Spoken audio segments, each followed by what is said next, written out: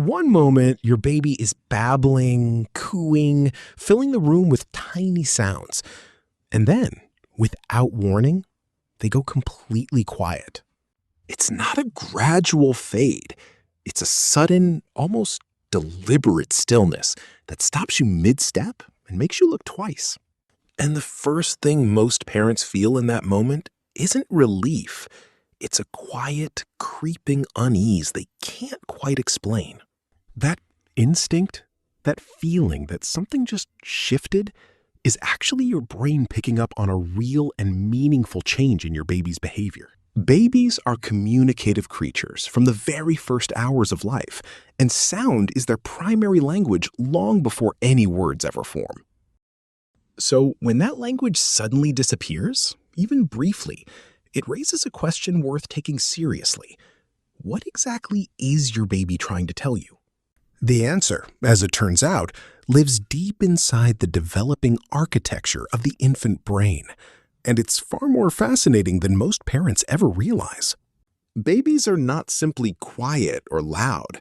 They move between states of engagement and withdrawal in cycles that are entirely purposeful and neurologically driven.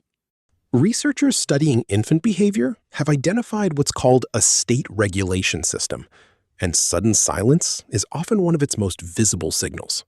In the earliest months, a baby's nervous system is dramatically immature. It can become overloaded by stimulation far more easily than any adult brain ever could. When that overload begins to build, the brain does something remarkable. It initiates a kind of internal retreat, pulling the baby away from the outside world. And this is where it becomes interesting, because that retreat isn't a failure of connection. It's actually the nervous system doing exactly what it was designed to do.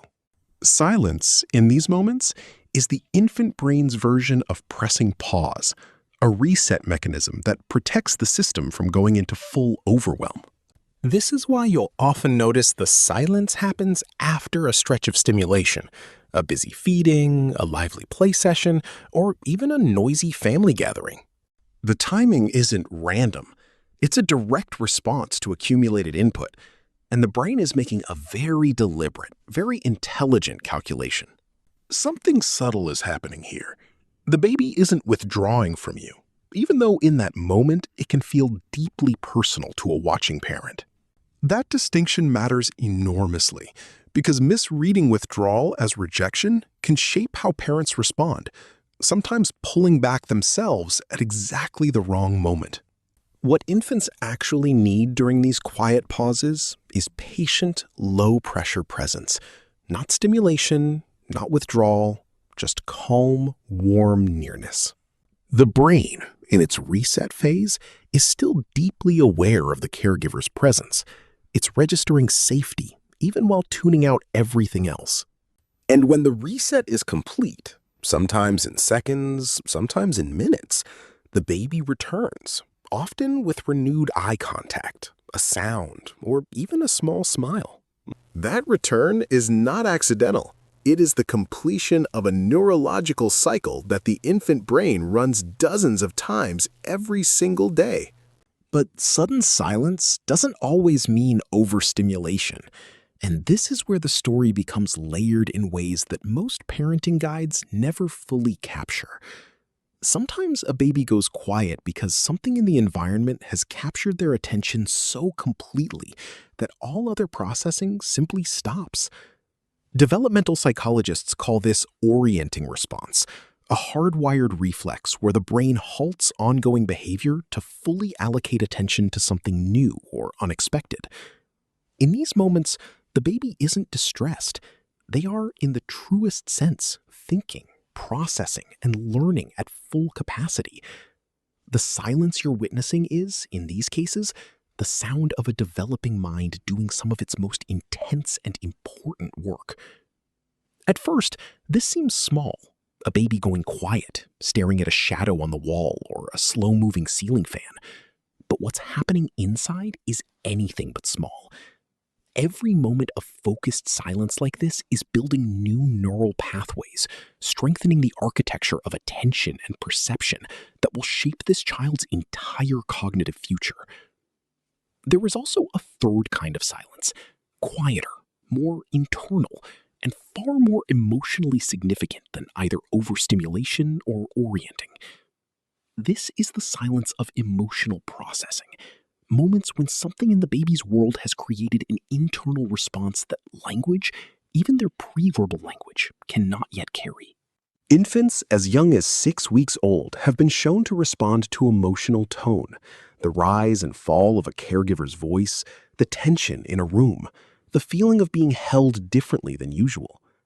When they sense something has changed, emotionally, energetically, they go still, because stillness is how a pre-verbal brain investigates what it cannot yet understand. This is particularly visible during moments of parental stress, conflict, or sadness, even when those emotions are carefully hidden from the baby's view. Babies are extraordinarily sensitive emotional detectors. Their nervous systems are tuned to pick up microsignals that most adults would never consciously notice.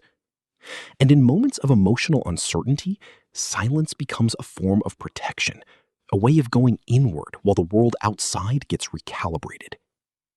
In most cases, this is completely normal. All three kinds of silence we've described are healthy, neurologically appropriate, and part of how babies regulate themselves and engage with the world.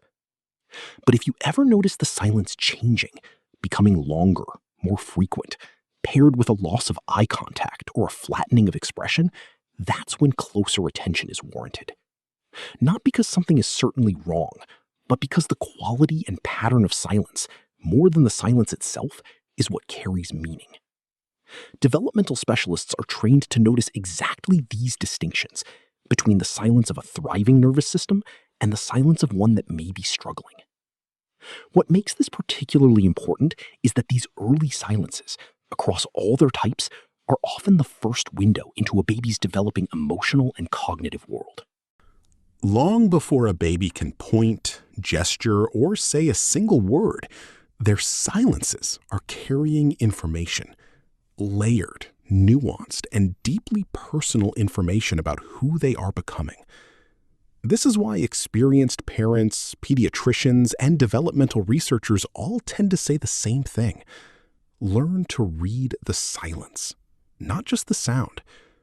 The shape of the silence, the timing of it, the expression on the baby's face during it. These are not incidentals. They are a form of communication as real and complex as any spoken language. And when you begin to understand silence as language, something shifts in how you respond to your baby and how your baby responds to being understood. Because what a baby who goes quiet is sometimes really doing is waiting to feel seen, waiting to feel safe, waiting for a signal that the world outside is still holding them gently. And when a caregiver meets that silence with presence instead of panic, with stillness instead of noise, something remarkable and invisible happens in the baby's brain. The nervous system registers, I am safe, I am seen, and I can come back now. And that registration, repeated hundreds of times in early life, becomes the foundation of emotional security. This is not a small thing. This is how trust is built between a human infant and the world, one quiet moment at a time, long before either party can name what is happening.